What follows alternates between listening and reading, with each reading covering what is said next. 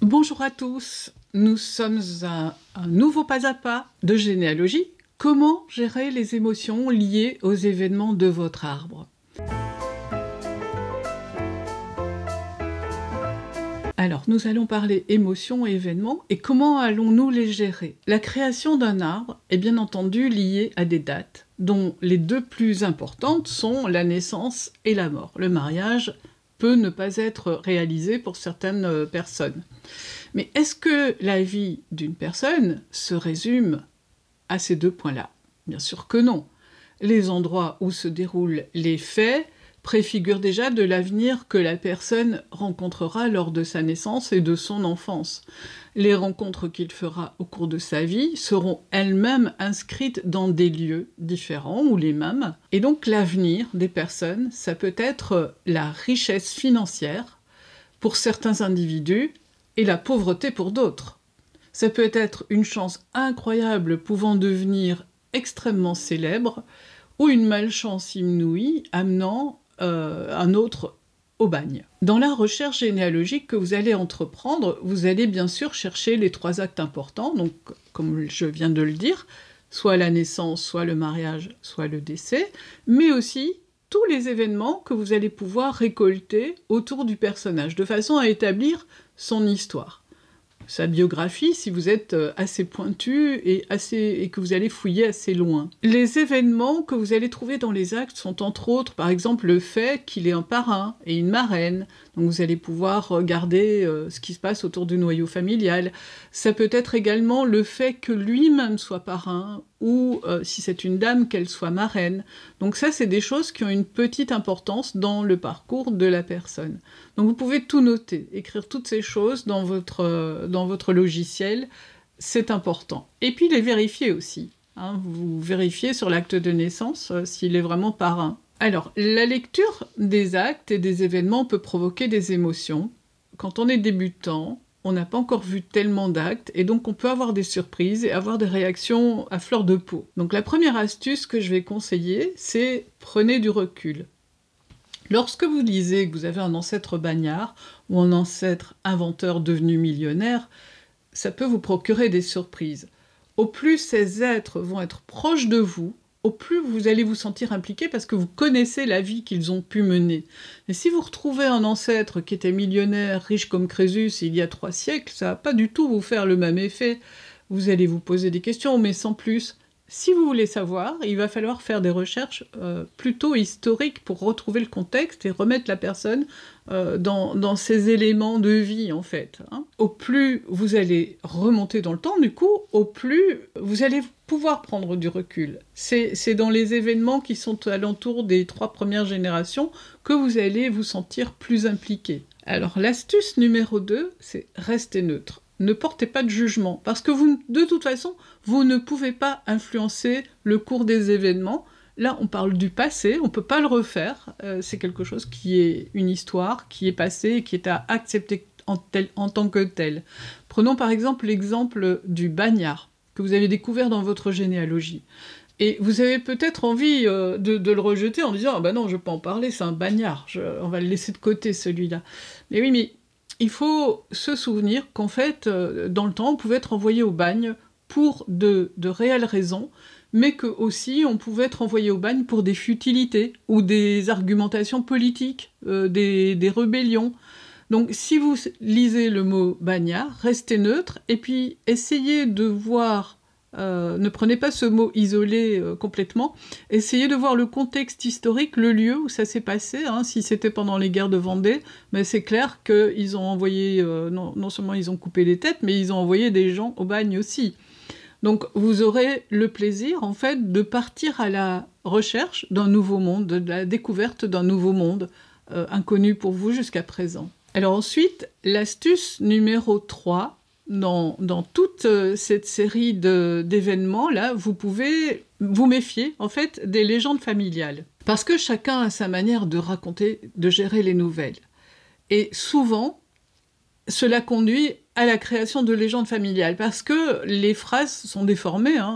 Vous connaissez le jeu où on commence par une phrase, et quand la phrase arrive au bout, elle est complètement déformée, donc c'est quelque chose qui est très fréquent dans les familles. et c'est ce qu'on appelle les légendes familiales. Par exemple, papy a enterré un trésor au pied d'un arbre dans le verger. Alors, tout de suite, on imagine un coffre avec des pièces d'or enterrées dans le sol, et hop, l'histoire est partie. Mais est-ce que c'était bien celle-là? Alors, nous allons partir sur un récit que je connais, qui est réel. Tout est venu au départ d'une idée saugrenue de la personne. Je vous livre l'histoire. Elle est de notre époque, et puis écoutez-la bien, elle va servir d'exemple pour vous aider à essayer de démêler les légendes familiales. En fait, papy a enterré un trésor au pied de son arbre. Et cette légende, actuellement, elle est répétée par ses enfants et ses petits-enfants. Mais les arrière-petits-enfants et les suivants, vont-ils avoir connaissance, en fait, des événements que je vais vous rapporter? C'est pas sûr.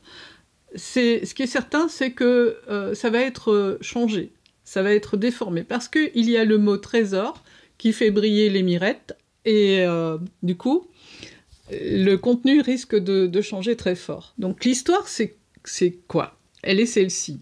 Papy, en fait, il était chasseur. Il avait avec lui une fidèle labrador blonde qui était matinée d'un amour de passage, qui n'était pas pure, donc, mais elle était vraiment sincère en amitié et fidèle, et elle adorait rapporter les prises de son maître. Donc, dès qu'il avait une prise, hop, Cannelle venait lui rapporter sa prise. Et un jour, Cannelle aimait aussi chasser les mulots, et un jour, ils sont dans un bois, et Cannelle gratte au pied d'un arbre. Et elle gratte, elle gratte, elle gratte, elle gratte, et le maître se dit mais bon sang, ça dure longtemps, Cannelle revient, et Cannelle ne revenait pas, donc il va voir, et là il s'aperçoit qu'elle a déterré un truc noir, un peu bizarre, ce qui n'est pas fréquent en fait dans la région. Et le maître est un fin gourmet, et tout de suite il se dit mais c'est pas possible, c'est une truffe. Donc il la prend, il la ramène chez lui, il en parle à ses amis chasseurs et fin gourmet, et ils en concluent que c'est bien une truffe, un champignon, une truffe noire. Et pour être sûr du fait, ils appellent le pharmacien du village, et les voilà tous à conclure qu'effectivement il s'agit bien d'une truffe. Donc il la mange, il la prépare, il la trouve délicieuse. Mais l'histoire, c'est que le papy, il a commencé à cogiter, il s'est dit « Moi, j'aimerais bien retrouver en balade, je me suis régalé, et puis dis donc, c'est que les truffes, c'est pas bon marché. Ça peut peut-être faire un bon coup. » Il en passe des nuits à ne pas dormir, à réfléchir, à se dire « Moi, j'ai un champ là-bas, j'ai un bois. » Il a repassé les chemins où ils avaient pu passer, parce que Cannelle a retrouvé d'autres truffes. Des petites, mais elle en a retrouvé. Donc il avait une chienne truffière, en fait. Pas besoin d'acheter un cochon. Et il finit par en parler avec ses copains, parce que les champs ne lui appartenaient pas complètement. Il en avait, vous savez, quand ils partent en chasse comme ça, ils vont un peu partout.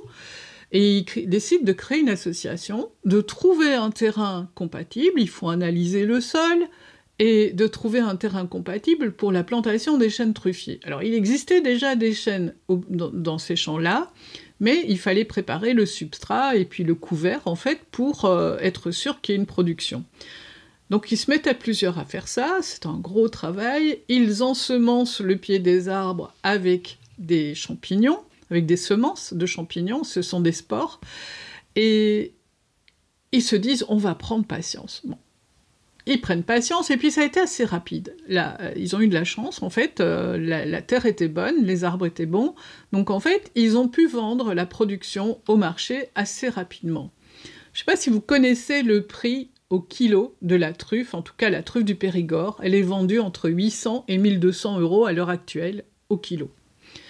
La production des premières années n'a pas été extraordinaire, mais bon sang, ils étaient quand même bien contents d'avoir un apport supplémentaire en laissant juste les truffes pousser toutes seules et en ayant Cannelle. Cannelle était quand même un facteur important. Et un jour, sa femme lui dit « Mais dis donc, c'est que t'as ramené un trésor !» Oui, mais voilà. L'histoire était partie sur ce fait de trésor au pied d'un arbre. Papy avait planté un trésor au pied d'un arbre, les fils savaient bien sûr que le trésor c'était les truffes, les petits-fils aussi, mais les suivants, est-ce qu'ils vont pouvoir savoir que c'était ça? Parce qu'il faut gérer ce bien-là. Est-ce que les suivants vont gérer cette culture? C'est pas sûr, hein. C'est pas évident que ça les intéresse, on ne sait pas. Donc, si ça vous arrive, en fait, pour des légendes familiales comme ça, et pour faire des découvertes, il va falloir chercher dans les actes. Parce que là, en l'occurrence, le papy, il était chasseur. Donc, si vous avez réussi à conserver des papiers des anciens, vous allez probablement trouver sa carte de chasseur. Il était même président de la chasse à l'époque, donc vous allez devoir trouver des documents. Vous allez aussi trouver, parce qu'il était propriétaire de terrain, donc vous allez pouvoir trouver les actes notariés, où se trouvaient, en fait, les champs, le plan cadastral, etc. Peut-être que vous aurez la chance que l'association ait conservé ces documents-là aussi. Et aussi, vous avez la carte de l'association de la truffe, parce que c'est ce qu'ils avaient créé. Donc c'est déjà 3 éléments qui peuvent vous mettre sur une piste.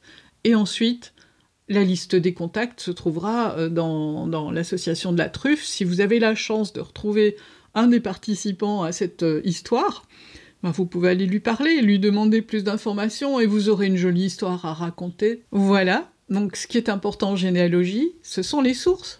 J'en ai parlé la semaine dernière. Voilà une des raisons pour lesquelles vous aurez intérêt à faire des recherches sur vos documents. J'en ai fini pour aujourd'hui. N'oubliez pas de liker, de partager, de vous abonner pour être tenu au courant.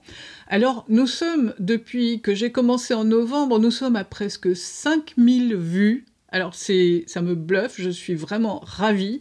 Ça n'apparaît pas parce que j'ai pas beaucoup d'abonnés. Par contre, n'oubliez pas de vous abonner parce que ça permet en fait de savoir quand je publie une nouvelle vidéo. Je vois que ça vous intéresse beaucoup et je suis ravie. Donc je vous dis à la semaine prochaine. Bye bye!